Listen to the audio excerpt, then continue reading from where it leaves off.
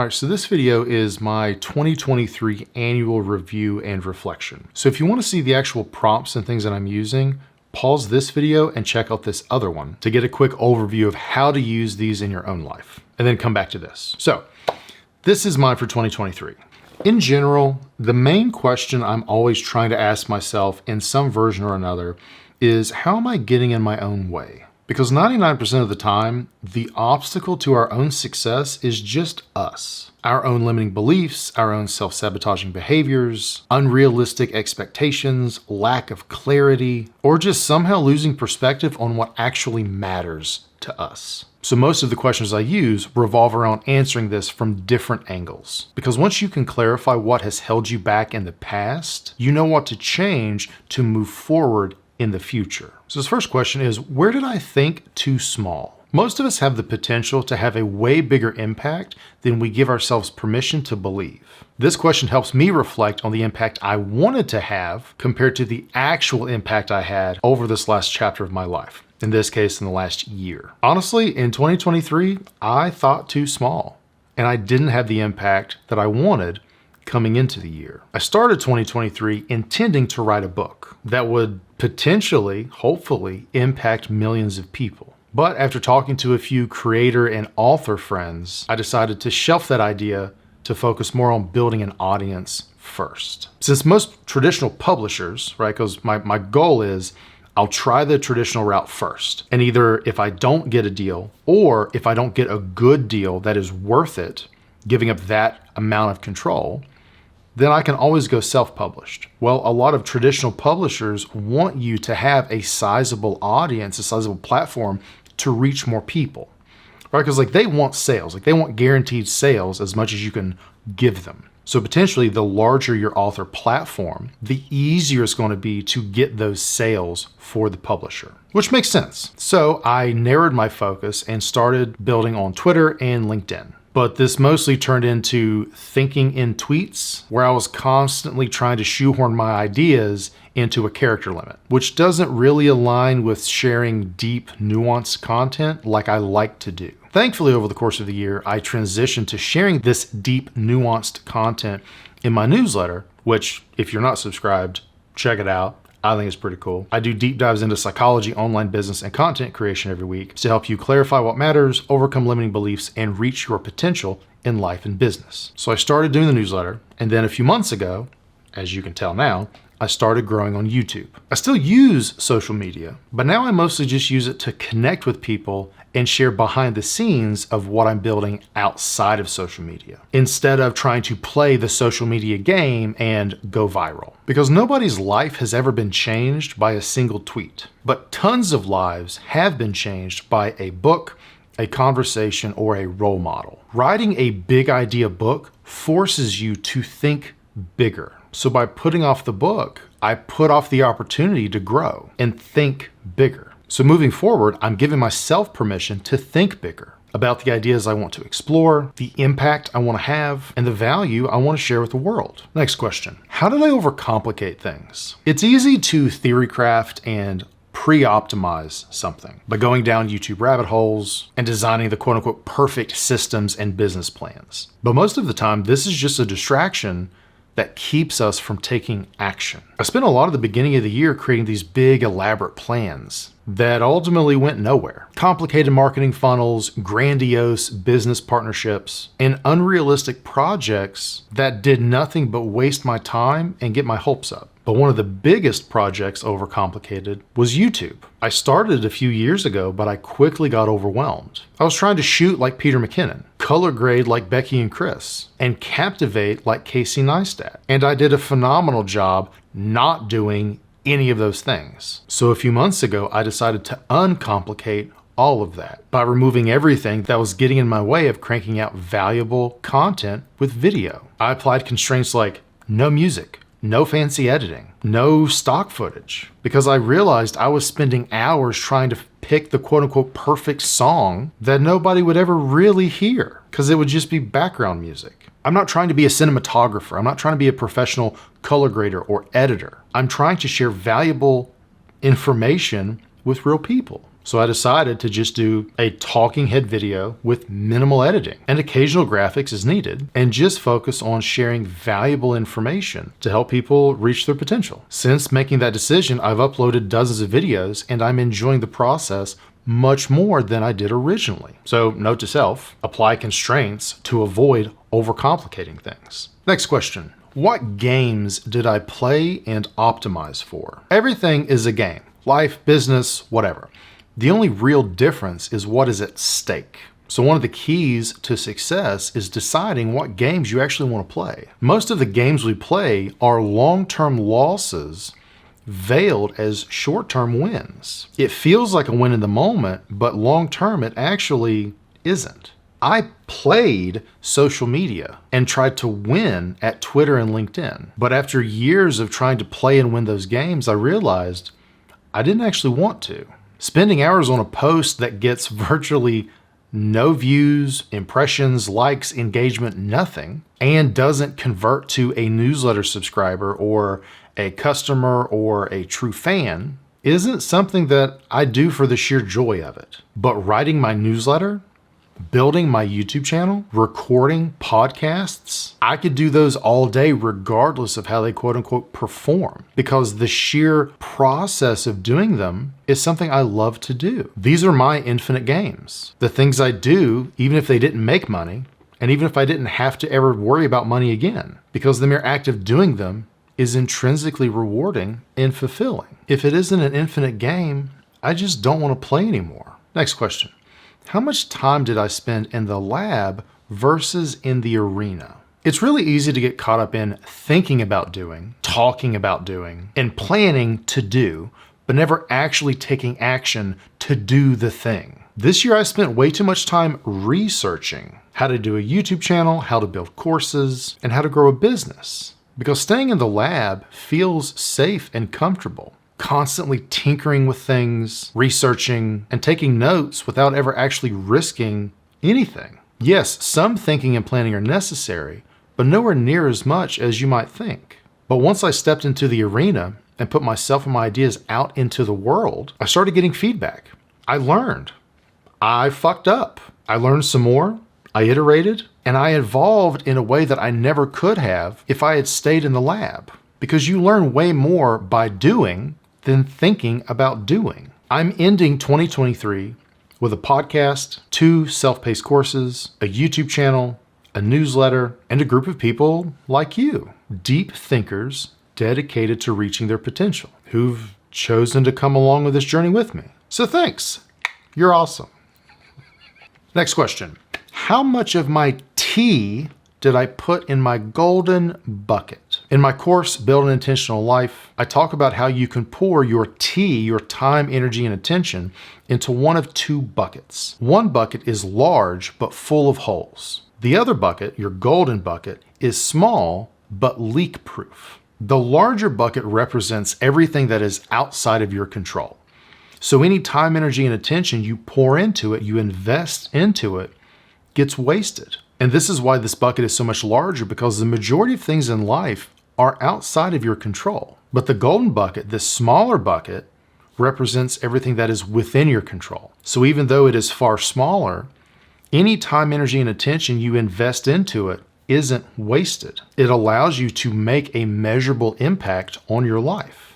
Outcomes are outside of your control because you control the effort, not the outcome. I'm generally pretty good at focusing on my golden bucket and focusing on my processes rather than the outcomes, but it's still really easy to get caught up in chasing certain metrics, like the number in your bank account or how many people are following you, how many downloads you've gotten, things like that. I had a huge growth spurt in my newsletter earlier this year where my subscriber count almost tripled, but my open rate dropped by more than half, and subscriber growth didn't correlate with revenue growth.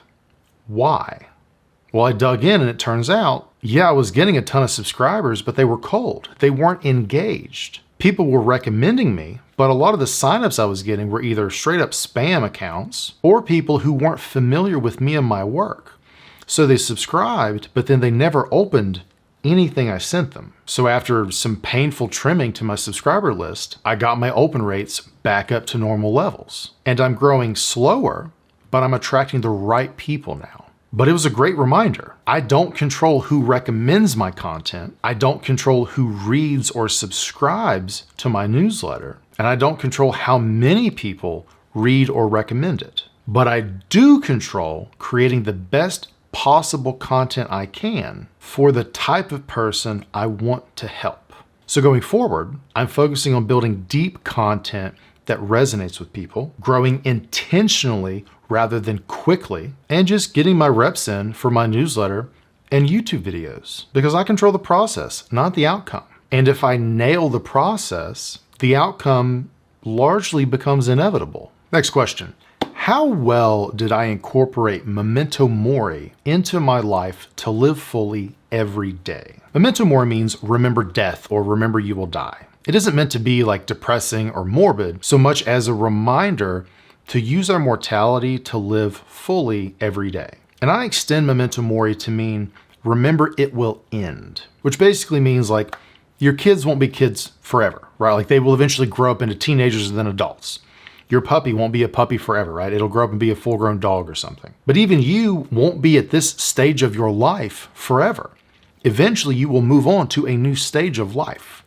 So how can we learn to practice deep intentional gratitude every day so that we don't take things for granted today that tomorrow might be a cherished memory where we wish we would have been more present when it was actually going on. Memento mori also helps us remember to do the work that most resonates with us, because we get one shot through and then we fucking die. Why would you let fear or limiting beliefs or lack of clarity or all these other things I talk about stop you from living the life you want to live? Oh, I'm afraid of what other people might think or say. Fuck them, you're gonna die one day. What's that matter? Oh, I'm afraid if I make the wrong decision. Fuck it. If you do, course correct. Keep going. Because the number one regret that people have on their deathbeds is they regret the things they wanted to do but didn't. Right? Because think about it.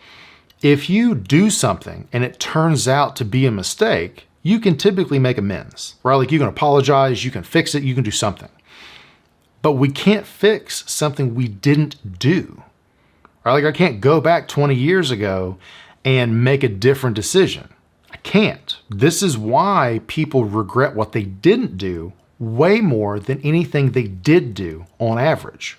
Because there's nothing to fix. There's nothing to course correct or apologize for. It's just there, largely unfixable. So memento mori to me reminds me to cherish what I have while I have it and practice very deep gratitude. But it also reminds me of like, look, I have a finite amount of time.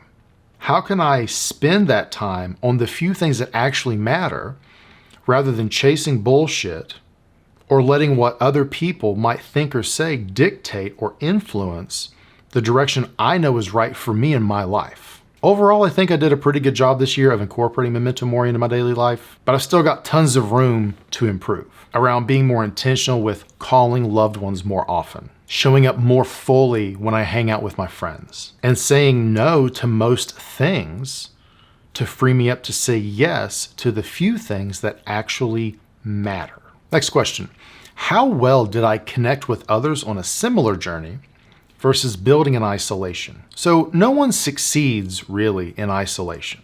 Through the first half of 2023, I lived in Louisville, Kentucky, and I trained at a phenomenal jiu-jitsu gym co-owned by Nick Chewy Albin. And Chewy's probably one of the most famous like jiu-jitsu YouTubers and just an all-around awesome dude. I'll link his channel so you can check it out if you like jiu-jitsu or if you just want to learn more about it. In between Chewy and another grappler I know named Brandon Reed, who's also on YouTube, I'll link to him. I had two friends who got it, who got what it meant to be a creator and an entrepreneur. And I learned a shit ton from both of them around email marketing, camera presence, and content strategy overall. But as great as Chewy and Brandon were, and everyone else at the gym I met, Louisville just isn't the city for me. Or like I don't drink alcohol, I don't really give a shit about horses, so like the Derby was It's great. Like if you love bourbon and horses, Louisville's fucking awesome. I just don't really give a shit about either, so it's just not the city for me. I was mostly creating in isolation, and I don't really create like grappling or jiu-jitsu content, so there weren't really a lot of collaboration opportunities for us to work together. So we decided to move to Austin, Texas, one of the biggest creator hubs in the country, if not the world. And we moved here in like June. So aside from like the Texas summer, Austin has been awesome so far. Not only are there tons of creators here to just bump into on a day-to-day basis, hit up to go grab a coffee real quick, or collaborate with, Austin is also where tons of creators pass through as they travel across the country and the world. So I've been able to hang out with tons of creator friends and make tons of creator friends in the few months we've been here so far. Because the path of a creator is full of uncertainty. So being able to just talk to people on the same path who get it is a huge unlock. And even if they don't have like specific advice to give, just being able to process stuff with them is invaluable. It reminds me of an African proverb. If you want to go fast,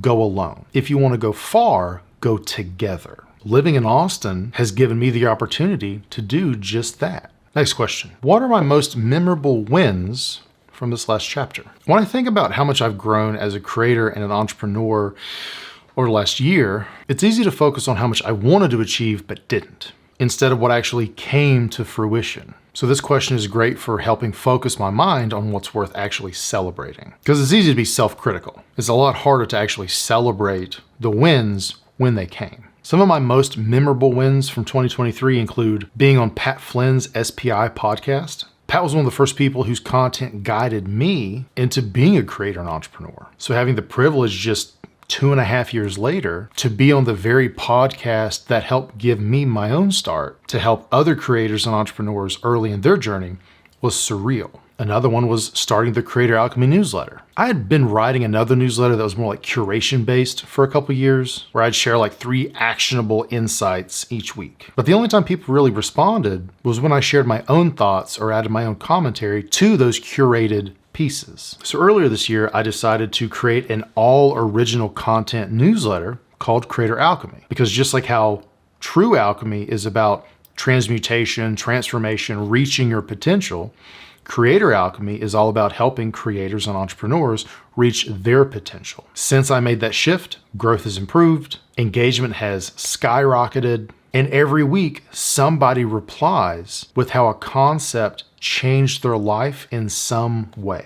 Another win was we moved to Austin and got to hang out with a ton of cool people, which I've already talked about. Another win was I restarted my YouTube channel with a low friction workflow that's been working great. I also started the No Clear Answers podcast with 2 other friends, Justin and Ricky, who are both phenomenal coaches. And the No Clear Answers podcast is basically the anti-guru podcast, because we take common self-help topics and dive into the nuances around them. Each of us comes from very different perspectives. I'm a psychologist who coaches creators. Justin mostly coaches startup founders. And Ricky focuses more on career coaching with professionals and executives. So the entire point of the show is that there are no clear answers. There's no one right way to do something or to think about something. And the reception has been great so far. And we just love doing the show and hanging out with each other. And the last one I'll talk about is I evolved my cohort-based course based on the coaching frameworks I use with one-on-one coaching clients to help them clarify what matters, overcome limiting beliefs, and build a fulfilling life and thriving business aligned with their values into a self-paced course called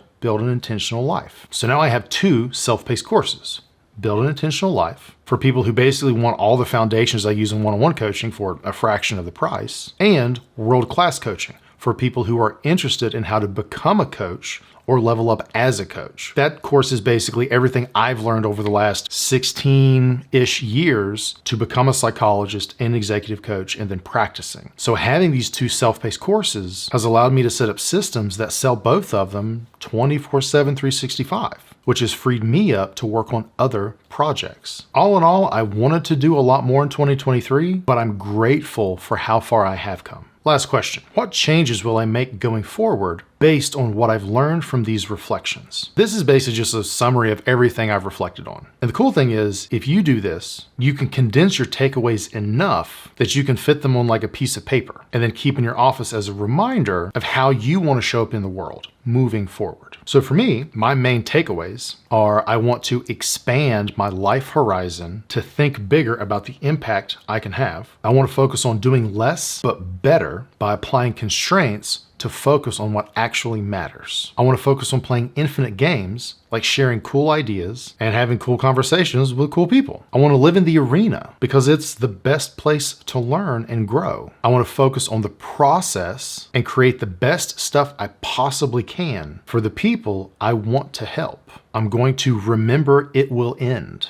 Memento mori, and let that guide how I show up in the world. I'm going to hit up more creator friends so that we can grow together rather than building in isolation. And I'm going to celebrate wins when they come, no matter how big or small. Now I have an excellent operating system to move into this next chapter of life. Which brings me to the next point. If you want some helpful strategies to set yourself up for success for this next chapter of your life, check out this video. And if you're curious about how I will be using these in my own life and my own, not New Year's resolutions, but intentions moving to this next chapter of my life and business, you can check out this other video. Let me know what you thought about this deep dive into my own life and business. I'm super curious what you think. And if you have any other questions, feel free to leave them in the comments below. Until next time, take it easy.